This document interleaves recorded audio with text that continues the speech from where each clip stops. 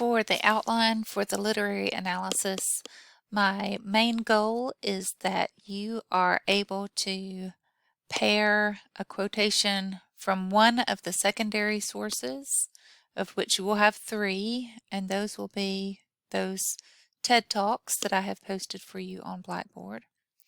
Pair a quotation from that with a quotation from the poem. And you can use either order if you want to quote from the poem first. This is a short story, but I mean poem. You can quote from the poem first and then quote from the secondary source, something that the TED speaker said that related to a line or a sentence from the poem. And then you should be able to explain that connection between the 2 quotations. Now, it's going to seem super obvious to you what that connection is because you chose those quotations to go together in this paragraph for a reason. And probably if you have written the main idea sentence here, then you probably already have some idea of what that reason is. But the reader is not inside your mind, so we may not be able to see it the way you see it. So explain that here.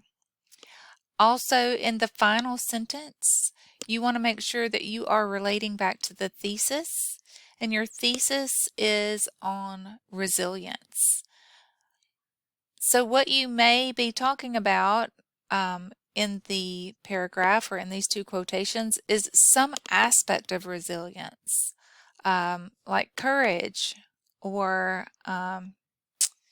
relationships or some aspect that helps people become resilient.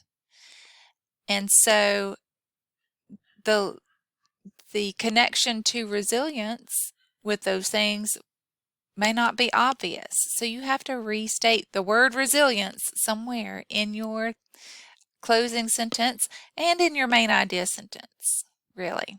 So your focus for the thesis is how this poem relates to contemporary understandings of resilience. And our contemporary understandings of resilience are going to come from the TED speakers. So we have a poet and regular speakers, and how do they share in their ideas about what it takes to become resilient. And so that's what we're exploring with this literary analysis.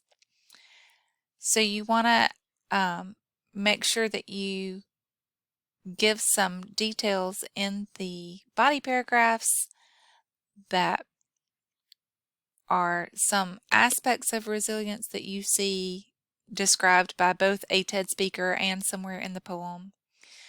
And then continue to relate whatever that thing is. Like I said, overcoming fear or facing rejection or using rejection as the impetus to try harder or try something differently or to learn, to grow. Failure can be another aspect of resilience that you may describe based on a line or 2 of a poem and a TED speaker's ideas. So give that a shot. I am not expecting complete, coherent everything at this point. I just want to see that you're able to get these quotations paired and you're able to say why you paired the quotations. You can take a stab at the rest of this. I don't expect it to be a fully formed essay necessarily, but honestly, if this were me, I would be writing the draft and then plugging this stuff in. I do not love outlines, and that's not something that most English teachers say, but I feel very confined when I'm using an outline. So I tend to do what's called reverse outlining, which means I write a draft first, and then I take my draft and I plug it in. So I would use that approach if it were me.